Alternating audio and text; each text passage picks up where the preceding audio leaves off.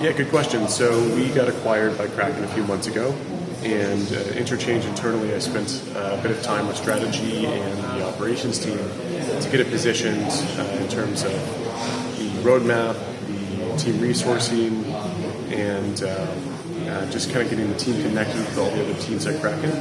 So not a lot's changed product-wise. The product itself is still very, very similar to what it used to be.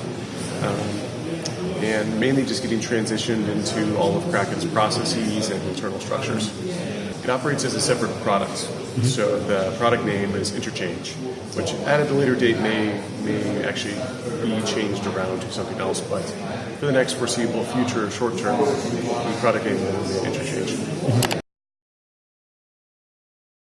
Yeah, we got a flood of emails as soon as we got acquired, with people kind of inquiring, hey, how's this changing our business? A lot of new inbound interest going, hey, what can this tool do for me?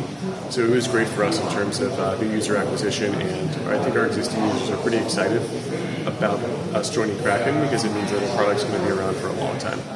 We have around 60 crypto hedge fund users. We've got a handful of clients. One of them is really, really large, which is MG Stover. MG Stover is a fund administrator that essentially does all the accounting for crypto hedge funds for a good, very, very large amount of the top crypto hedge funds. And they use our software to reconcile all that trade data. Yeah, so it's really hard to look into the future and plot a course that can be perfectly lined up with 1 year, 2 years, 3 years later. I think that how we're approaching it at Kraken is we're looking at individual trading pairs. So you've got, like, let's say Euro BTC or USD BTC. These are different. These are different pairs that we want to ensure that we are one of the most liquid venues for that pair. So we want to bring liquidity to specific pairs and kind of make those, that's our bread and butter as an exchange. But being the most liquid for certain pairs, I think, is kind of strategically how we're thinking through it. Of course, geography and expansion. So expanding the different fiat pairs that we support, the different countries that we support. That's kind of going to be a big, big focus, is expanding our reach.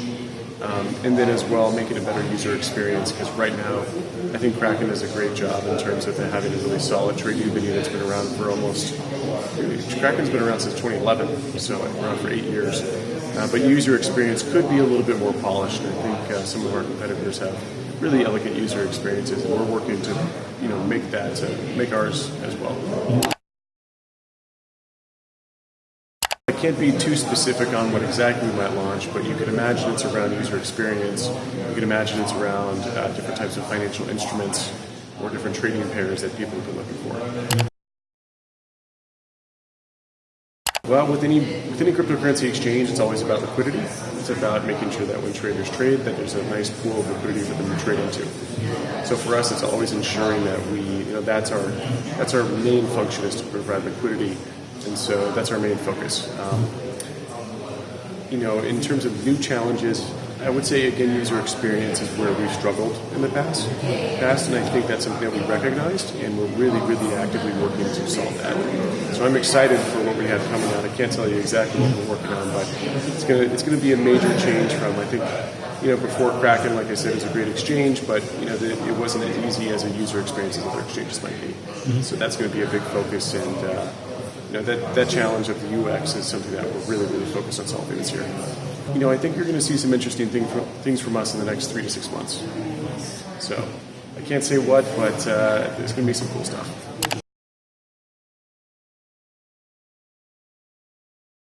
Good question. So Kraken, the subtitle, or like the slogan for the company, is a digital asset exchange.